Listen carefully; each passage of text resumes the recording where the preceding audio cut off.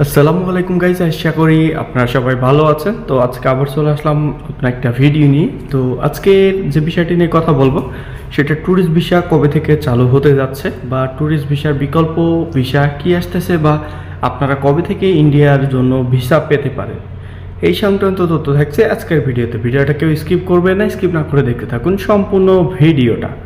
তো সব থেকে গুরুত্বপূর্ণ যে নিউজটা আছে, এই মুহূর্তে ট্যুরিস্ট ভিসার একটা বিকল্প ভিসা কিন্তু অলরেডি আছে, চাইলে কিন্তু আপনারা যেতে পারছেন।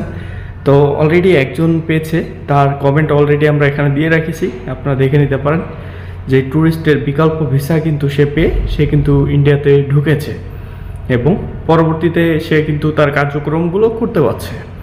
তো চলুন সম্পূর্ণ বিস্তারিত আলোচনা করি। তো এই মুহূর্তে ট্যুরিস্ট ভিসার বিকল্প ভিসা হচ্ছে ইনভাইটেশন লেটার ভিসা আর কি।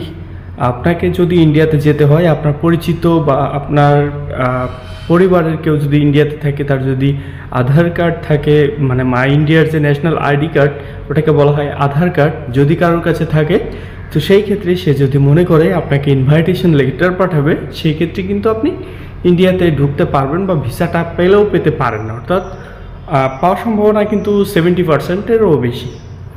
তো এইভাবে কিন্তু আপনারা চাইলে ইন্ডিয়াতে যেতে পারবেন। তো তার জন্য আপনাকে কী কী করতে হবে প্রসেসিংটা বলি। প্রথমত আপনাকে ইনভাইটেশন লেটার, অর্থাৎ ইন্ডিয়া থেকে যে আপনাকে ইনভাইটেশন লেটার পাঠাবে তাকে আপনাকে অবশ্যই লেটারটা আপনাকে পাঠাতে হবে। ইনভাইটেশন লেটার তৈরি করে সেটা আপনাকে পাঠাতে হবে। তার আগে সেটা তার কী করতে হবে, তার আগে তার যে ইন্ডিয়ার হাই কমিশন রয়েছে সেখানে গিয়ে সেটাকে সত্যায়িত করে নিয়ে আপনাকে পাঠাতে হবে বা আপনাকে পাঠাবে।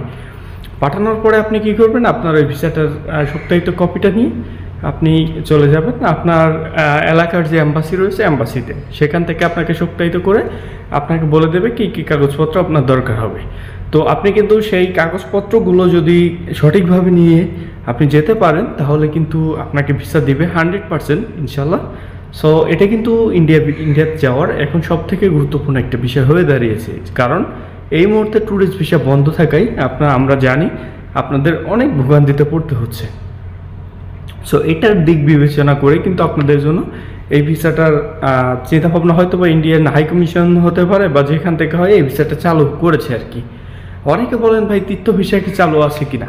তৃতীয় ভিসা এই মুহূর্তে কোনো ভিসাই চালু নাই, একমাত্র মেডিকেল ভিসা ছাড়া। মেডিকেল ভিসা আছে কিন্তু খুবই স্বল্প, মেডিকেল ভিসা স্লট পাওয়া যায় না, অনেক কষ্টের পরে যদি আপনি স্লটটা পান আর কি।